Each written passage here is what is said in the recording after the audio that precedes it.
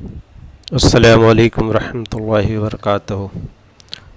अज़ीज़ तलबा व तालिबात, आज मैं एक नई सीरीज़ के साथ हाज़िर हुआ हूँ एसएससी सीटी ज्योग्राफ़ी सब्जेक्ट के लिए। यानी आपका जो 11th का एडमिशन होगा, जिसमें सीटी देने वाले तलबा व तालिबात को प्रेफरेंस दी जाएगी। तो आप तमाम एसएससी के तलबा व तालिबात से गुजारिश है कि आप सीटी का पेपर ज़रूर दें, कॉमन एंट्रेंस टेस्ट। आपको मालूम है कि ये टेस्ट मुख्तलिफ़ मज़ामीन पर मुनहसर है, जिनमें से 25-25 नंबर के सवालात एक एक सब्जेक्ट से, यानी इसमें मैथ्स के लिए 25 मार्क्स, इसीलिए साइंस के लिए 25 मार्क्स, एक लैंग्वेज है इंग्लिश के लिए 25 और एसएस के लिए 25 को 100 मार्क्स के हमारे कुल सवालात पूछे जाएंगे, जिनमें से 25 नंबर का सवाल हिस्ट्री और ज्योग्राफी यानी एसएस से पूछा जाएगा। अगर हम वेटेज देखें तो हिस्ट्री और ज्योग्राफी का वेटेज जो कि बोर्ड के हिसाब में 40-40 का होता है, तो इस तरह से 12 नंबर या 13 नंबर के सवालात ज्योग्राफी से पूछे जाएंगे, 12-13 या 13-12, जो भी हिस्ट्री के 13 ज्योग्राफी के 12 या ज्योग्राफी के 13 हिस्ट्री के 12, इस तरह सवालात पूछे जाने वाले हैं। ये बहुत ही आसान किस्म का होगा, चूँकि अब मुतबादिल के साथ दिया जाएगा, 3 या 4 मुतबादिल दिए रहेंगे।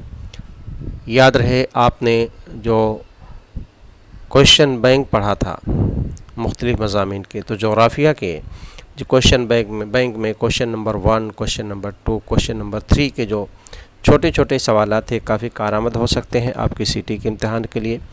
दूसरी चीज़ ये है कि आप सबक को बहुत गौर से पढ़ें, पेंसिल से उसको अंडरलाइन करें, और सबसे अहम बात यह है कि आप ख़ुद से सवालात बनाएं। पैराग्राफ में अगर ऐसे छोटे छोटे सवालात बनाते हैं तो यकीनन उसका जवाब आप ख़ुद तलाश लेंगे या जानेंगे उसका जवाब पहले से। तो इस इम्तिहान की तैयारी के लिए सबसे बेहतर तरीक़ा ये है कि आप दरसी किताब को पढ़ें, बग़ौर पढ़ें और उसको अंडरलाइन करते जाएं जहां सवाल बनता है। चूँकि ये आपका सिलेबस आपका पढ़ा हुआ है, ये अलग बात है आपका बोर्ड का इम्तिहान नहीं हुआ, इसको आप एक चैलेंज के तौर पर लें।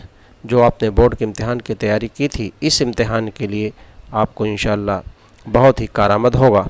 तो आइए देखते हैं हम जोग्राफिया के सबक नंबर 1 और 2 यानी इलाक़ाई सैर, और दूसरा है location and state of India and Brazil, Bharat और ब्राज़ील का महल वक़ूअ, सबक नंबर 1 और 2 पर मुनहसर कुछ सवालात हैं, उनका जवाब तलाश करने की कोशिश करेंगे। आइए सवाल नंबर 1 देखते हैं। शुमाली सिमत मालूम करने के लिए कौन सा आला इस्तेमाल किया जाता है? पहले सबक का ये सवाल है। शुमाली सिमत पता करने के लिए एक आला इस्तेमाल होता है। देखिए ऑप्शन दिया गया इसमें थर्मामीटर, कुतुब नुमा और बैरोमीटर। तो इसका ऑप्शन नंबर 2 सही है, कुतुब नुमा एक ऐसा आला है जिसके ज़रिए हम शुमाली सिमत मालूम करते हैं। क्योंकि इलाकाई सैर के दौरान हम जब जाएंगे तो किसी अनजान जगह पर जाने पर सिमत का तयन नहीं होता, तो इसीलिए कुतुब नुमा का इस्तेमाल होगा। दूसरा है मुंदरजा झैल से इलाकाई सैर के दौरान कौन सी शय साथ नहीं लेंगे? एक शय का नाम है जो साथ नहीं लेंगे, 3 में से कोई एक अपने साथ नहीं रही, ज़रूरी अशिया में शामिल नहीं है। आइए देखते हैं। नंबर 1 ब्याज, चाकू, कैमरा। जैसा कि आपको तो मालूम है कि ब्याज की ज़रूरत पड़ती है यानी नोट की, रफ वर्क के लिए कैमरे की ज़रूरत पड़ती है, तस्वीर निकालने के लिए चाकू की कोई ज़रूरत नहीं है। यहाँ भी ऑप्शन नंबर 2 इसका जवाब है, चाकू की ज़रूरत नहीं है। कौन सी शय की ज़रूरत नहीं है वो हमें लिखना था। तीसरा है मुंदरजा झैल में नबातात का ताल्लुक़ किससे ज़ाहिर नहीं होता?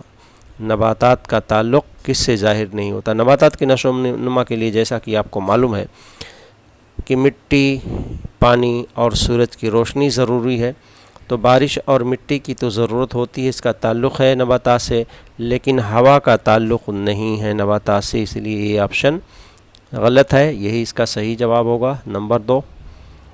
सवाल नंबर 4 है इलाकाई सैर के दौरान मालूमात हासिल करने के लिए किस ज़रिए की मदद लेंगे, ये कौन सा ज़रिया है जिसकी मदद हम लेंगे। इलाकाई सैर के दौरान मालूमात मुख्तलिफ़ तरीक़ों से हासिल की जा सकती है।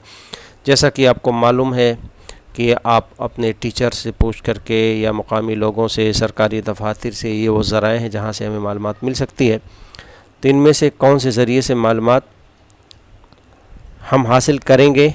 नक्शे के ज़रिए, दोस्त के ज़रिए, कोई भी नहीं। इसमें से एक ऑप्शन हमारा सही है, नक्शे के ज़रिए हम मालूमात हासिल करेंगे।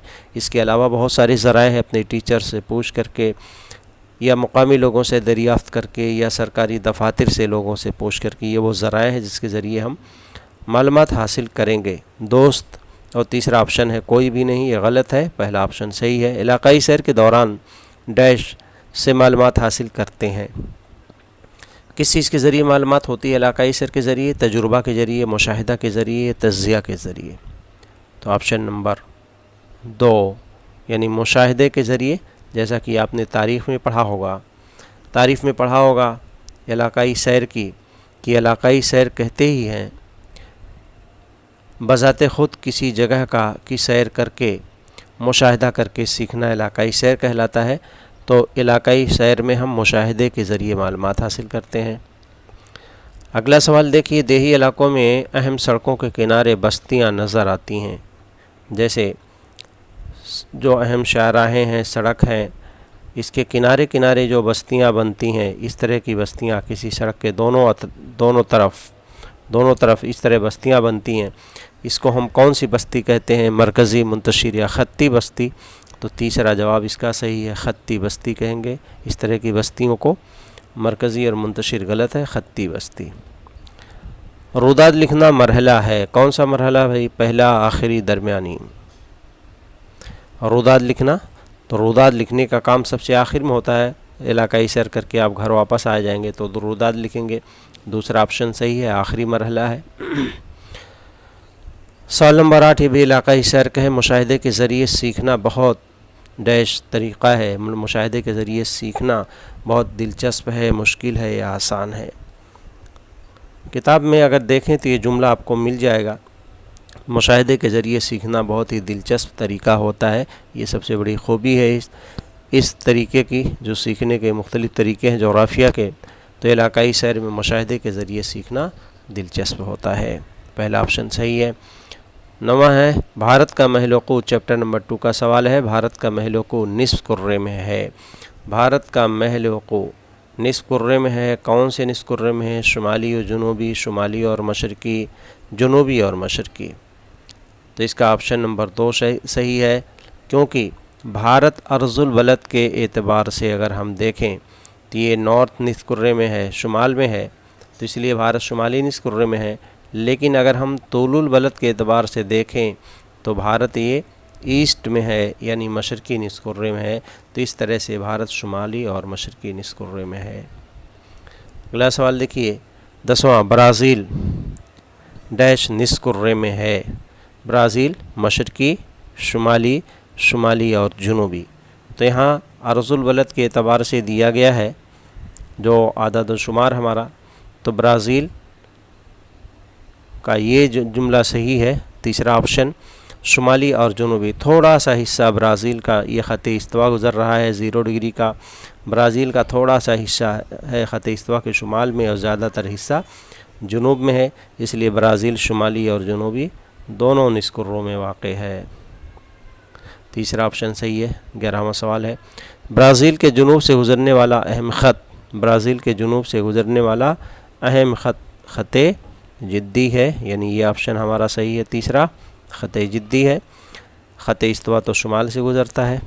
भारत के दरमियान से ख़त गुज़रता है, कौन सा ख़त है भाई? जिद्दी, सरतान, शुमाली। तो ख़त्े सरतान दूसरा ऑप्शन सही है। भारत के दरमियान से गुज़रने वाला 23.5 दर्जे का शुमाली अर्ज़ुल बलद है। 23.5 दर्जे का शुमाली अर्ज़ुल बलद, जिसको हम ख़त्े सरतान के नाम से जानते हैं। तो ये ऑप्शन हमारा दूसरा सही है। ख़त्े सरतान भारत के बीचों बीच से गुज़रता है। भारत में रियासत की तादाद कितनी है? रियासतों की तादाद भारत में 29, 27, 28।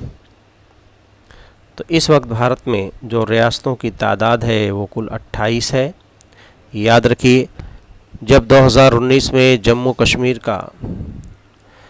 कश्मीर को मरकज़ी इलाके का दर्जा दिया गया, उस वक्त भारत में 29 रियासतें थीं, लेकिन जम्मू कश्मीर को मरकज़ी इलाका बना दिया गया, 2 लद्दाख और जम्मू। तो इस तरह से अब भारत में कुल 28 रियासतें हो गईं। इस वक्त भारत में 28 रियासतें हैं। पुरानी किताबों में 29 मिलेगा, लेकिन 28 रियासतें हैं इस वक्त। भारत का इंतहाई जनूबी सिरा डैश कहलाता है। बहुत ही अहम सवाल है, खानापुरी के लिए भी अक्सर पूछा जाता है।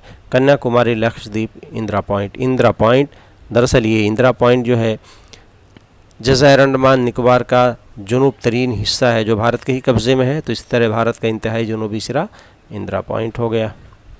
भारत के जनूबी हिस्से को डैश कहते हैं, जज़ीरा नुमा, जज़ीरा बहीरा। भारत का जनूबी हिस्सा हमारा ये जज़ीरा नुमा है। ऑप्शन नंबर 1 सही है।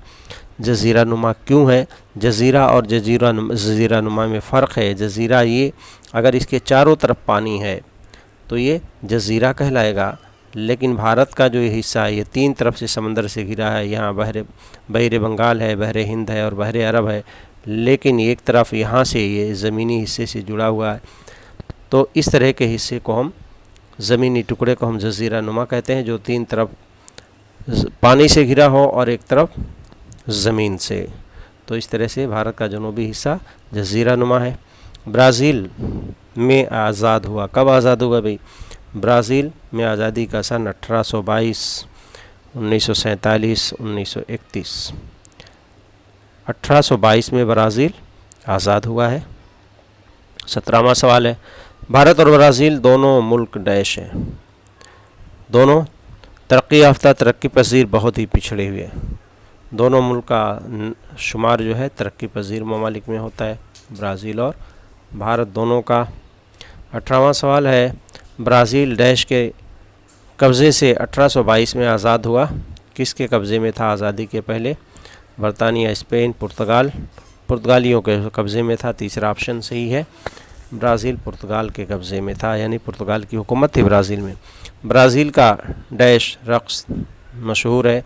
जहाँ सबक शुरू हुआ है वहाँ 6 मालूमात भारत की, तीन ब्राज़ील की दी गई है। उसी में से यह मालूमात दी गई है। सांबा, बिहू, कथकली कौन सा नाच रक़्स कहते हैं फोक डांस को या नाच को? तो ब्राज़ील का ये सांबा रक़्स मशहूर है। ऑप्शन नंबर 1 सही है, सांबा। अगला सवाल देखते हैं, भारत की डैश की पैदावार दुनिया भर में मशहूर है। किस चीज़ की पैदावार दुनिया भर में मशहूर है? भारत की रिवायती बरामद में शामिल है चाय, सूती कपड़ा, गरम मसाला। ये भी पहले सफ़े पर दी गई मालूमात है। तो वैसे तो तीनों चीज़ें भारत की बरामद की जाती हैं, चाय, सूती कपड़ा, गरम मसाला, लेकिन रिवायती जो बरामद है भारत की और बहुत ही अहम है, रिवायती तौर से पुराने ज़माने से गरम मसालों के लिए जाना जाता है, मसाले के अज्जा। तीसरा ऑप्शन सही है। आलमी आबादी में भारत का कौन सा नंबर है? दुनिया में आबादी के एतबार से भारत का दूसरा नंबर है, ये ऑप्शन सही है। दूसरा, पहला चीन का है, दूसरा भारत का है। 22वां सवाल है, ब्राज़ील का मकबूल तरीन खेल क्रिकेट, वॉलीबॉल, फुटबॉल। मकबूल तरीन खेल भारत का, ब्राज़ील का फुटबॉल है, और भारत का जो है अगर पूछा जाए तो वो क्रिकेट है। ये भी पहले सफ़े से दी गई मालूमात से लिया गया है। 23वां सवाल है, ख़ते इस्तवा ब्राज़ील की डैश रियासत से नहीं गुज़रता। नक्शे को देख करके इस सवाल का जवाब आप लिख सकते हैं। कौन सी रियासत से ब्राज़ील की 4 रियासतों से गुज़रती हैं? यहाँ मैंने सिर्फ 2 रियासतों के नाम दिए गए हैं, पारा, अमापा, रियो ग्रांडे दो सुल। कौन सी रियासत से ख़ते इस्तवा नहीं गुज़रता?